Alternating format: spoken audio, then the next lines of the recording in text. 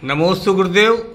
और अभी जैसा कि अंतर्मन आचार्य सिंह ने कहा कि पूरे विश्व में एक दिन मौन डे होना चाहिए, मौन दिवस होना चाहिए, तो मेरा निवेदन ये है कि खुद गुरुदेव ने 557 दिन का पहले मौन रख के देखा है, तब लोगों को उपदेश दे रहे हैं, मतलब खुद क्रिया की है।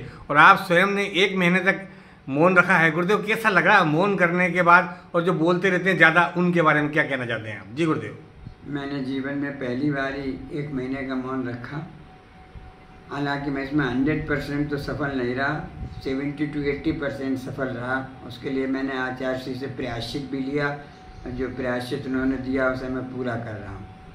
लेकिन जितना मैंने पुरुषार्थ किया और उससे मैं सफल हो पाया, मुझे ये लगा है कि जीवन में मौन रहना बहुत आवश्यक है। जो जितना मौन रह लेगा वो उतनी ही अपने आत्म तत्व के प्रति जागरूक रहेगा और लक्ष्य को जल्दी प्राप्त कर लेगा। जब हम बोलते हैं, हमारे पास दिन भर बाहर के लोग आते हैं, हम उनसे बात करने में अपना टाइम भी वेस्ट करते हैं, अपनी एनर्जी भी वेस्ट करते हैं।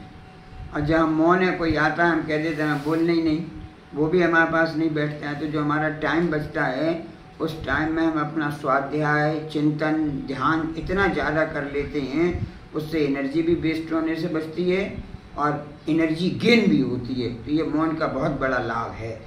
अपनी इंद्रियों पर जय करना है मौन।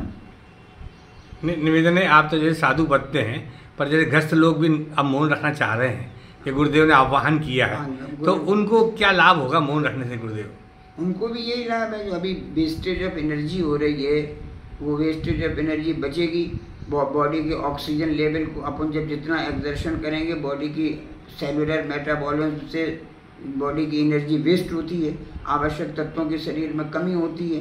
जब 1 घंटे तक भी अगर मौन रख लेंगे, तो 1 घंटे में जो सेलुलर एक्टिविटीज से एनर्जी लॉस होने वाली है, वो एनर्जी लॉस बच जाएगी और वो एनर्जी दूसरी जगह काम आएगी। हम तो शुरू से ही जब आचार्य श्री शिखर जी में कर रहे थे, हमने ये बात कई बार प्रवचनों में कही कि अगर आचार्य श्री ने 557 दिन का मौन रखा, अपन 57 दिन नहीं रख सकते, 7 दिन नहीं रख सकते, 5 दिन नहीं रख सकते, लेकिन 57 मिनट तो रख सकते हैं। हम तो शुरू से 2 साल से ये बात कह रहे हैं, और इससे कई लोगों ने हमसे नियम भी लिया। आचार्य श्री ने उस बात को उसमें और पहले तो 1 घंटे की बात थी, उन्होंने उसमें संशोधन कर लिया। अच्छा है कि जो व्यक्ति जितने साल का है उतने मिनट 1 दिन में मौन रखे, लेकिन हर व्यक्ति को मौन रखना ही चाहिए।